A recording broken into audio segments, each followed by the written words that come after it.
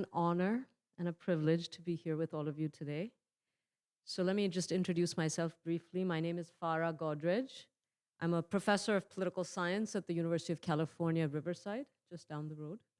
I am a political theorist, and my research and my teaching, particularly in the early part of my career, have really centered around Indian political thought, Gandhi's political thought, including and especially his concepts of Ahimsa and Satyagraha, and their application in contemporary contexts and to contemporary political issues. I also research and write about the yogic and meditative traditions of South Asia, and I'm the founding co-director of UC Riverside's Lifted program, which brings a UC bachelor's degree to people incarcerated at a California prison. And thank you. Thank you. And I'll say a little bit more actually about that work a little later in my talk today, and I'll talk about its relevance to what we're discussing today. So exactly 20 years ago now, I arrived at UC Riverside as a newly minted assistant professor. It's hard to believe it's been that long. And I still remember how Tara so generously reached out to me to introduce herself and, of course, introduce the work of the Ahimsa Center. She invited me to speak and participate in one of the center's conferences. And I quickly realized that the center was a truly unique place. It was a community of people who understood why Ahimsa mattered, not just as a historical concept, but as a living practice. And that's where I met Chris and Maureen Chappell, who I'm so privileged to call friends and colleagues.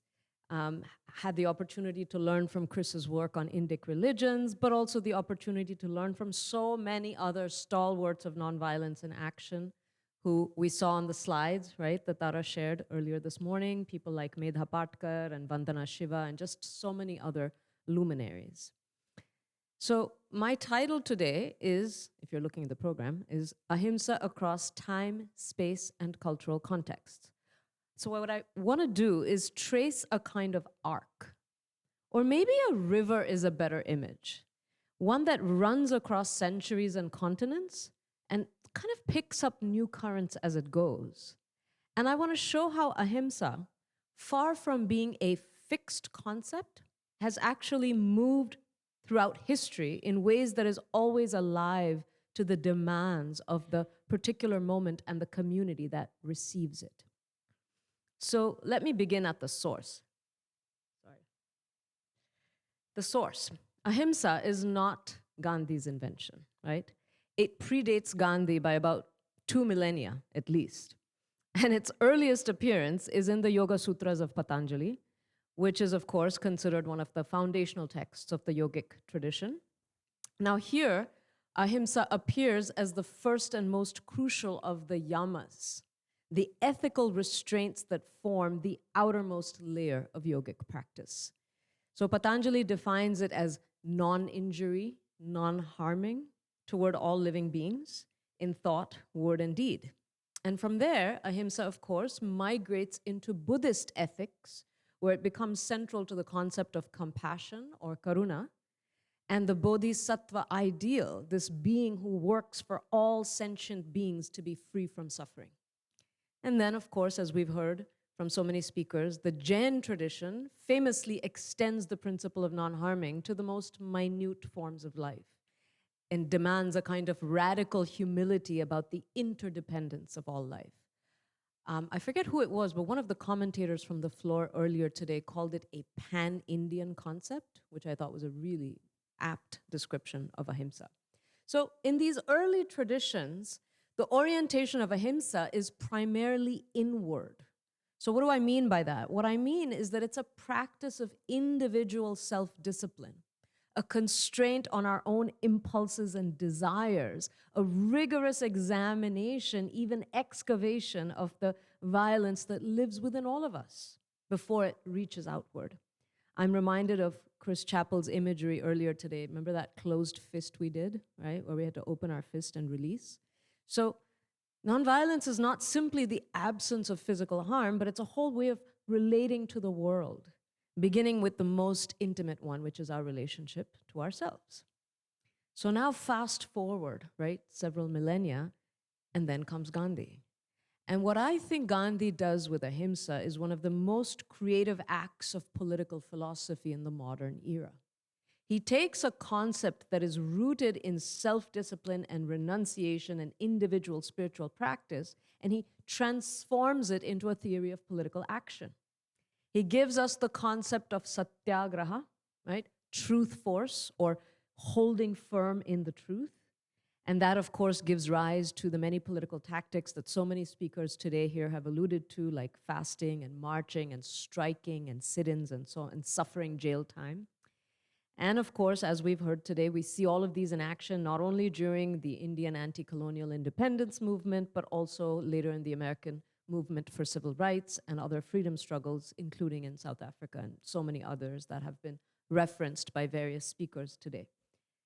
There's so much more we could say about Ahimsa and Satyagraha. We could be here all day, right, talking about these ideas. But I want to highlight something very specific about these concepts, especially as Gandhi employed them.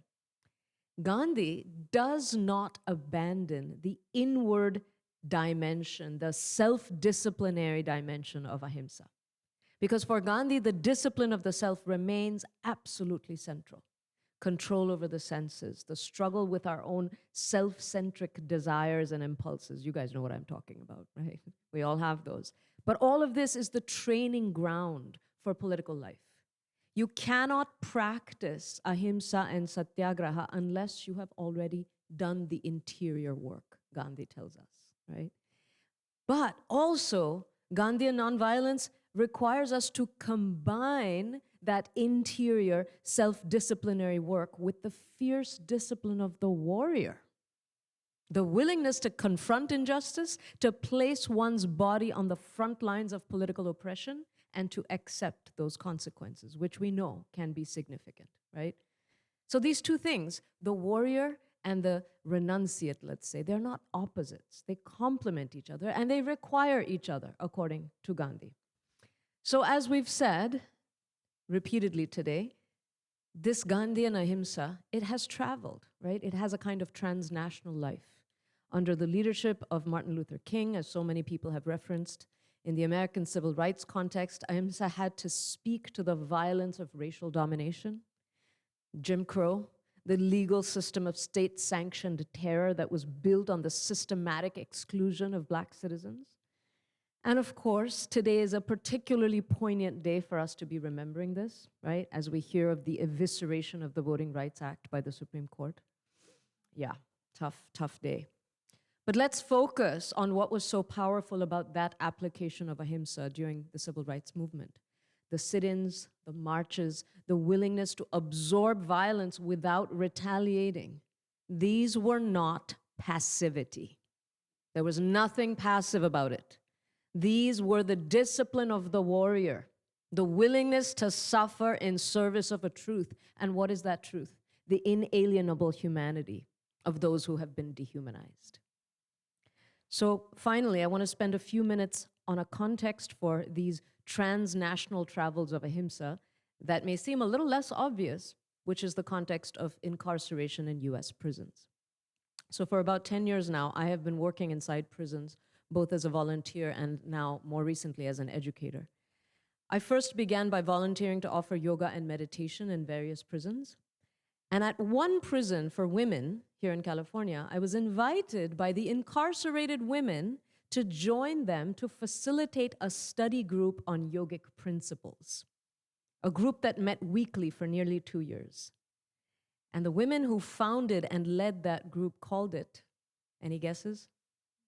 Ahimsa. That's the name they gave the group. Keep in mind, that study group and its title did not come from me or anybody else on the outside.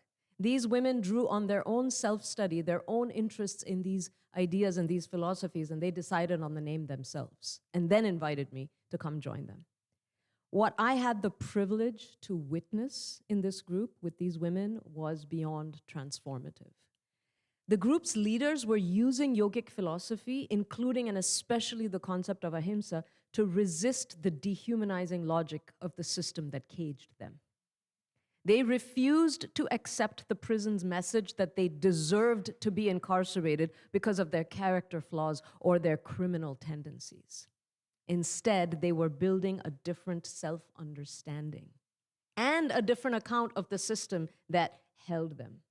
In this context, for these women, ahimsa meant refusing to participate in the violence that the institution directed at their own sense of self. It meant what Audre Lorde had in mind when she said that self-care for those whom society has deemed disposable is an act of political warfare. So through this Ahimsa study group, these women were interrogating the oppression and injustice of mass incarceration, which the previous speaker so beautifully alluded to. And they were doing this by holding both a fierce insistence on their own dignity, but also an equally fierce willingness to name, to call out the structural conditions that had shaped their lives. Now, eventually, I co-authored one chapter of my book with two of these women as my co-authors. Yeah. So these women argued in this chapter that we authored together that ahimsa did not mean passivity or quietism. And one of them said, I'm going to quote directly from her, she said, being a doormat is not being nonviolent toward yourself.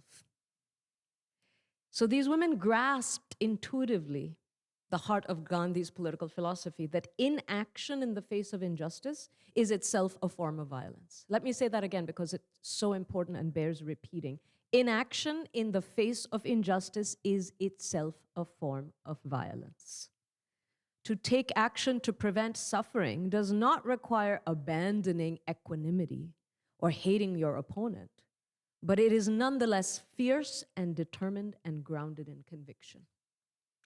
So I want to close by reflecting on this through line of ahimsa's transnational travels across time and space, from the Yoga Sutras to Gandhi, to Martin Luther King and the civil rights movement, to a women's prison in California, right? So we're here to mark the closing of an institution.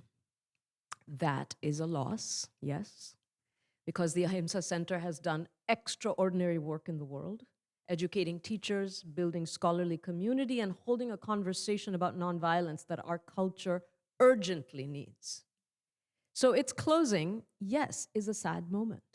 And of course, let me acknowledge something that so many of the speakers today have reminded us of, starting with Chris Chappell this morning, but so many others, right? The world is in disarray, of course, and it can seem very hard to see a path forward right now when violence and dehumanization and corruption and frankly, utter moral bankruptcy appear to be reigning, right? I've heard several people today express this despair, and I get it, I'm with you. And some days I am overwhelmed by that same despair. But then I remember that ahimsa has never depended on any single institutional form. It has survived the dissolution of Gandhi's ashrams. It has survived Gandhi himself.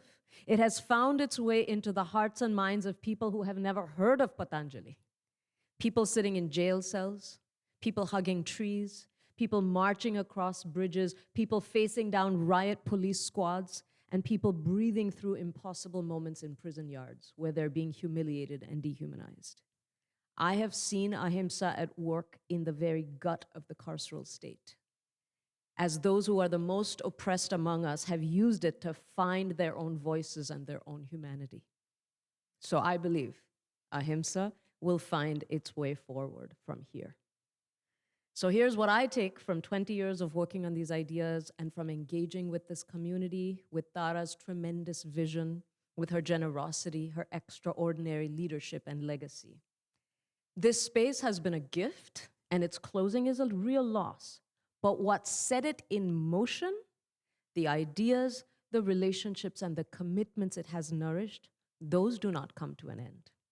The conviction that Tara and her work with the Ahimsa Center have modeled and taught us, the unstinting focus on the work of confronting injustice and oppression everywhere it appears, that will always be with us. Thank you.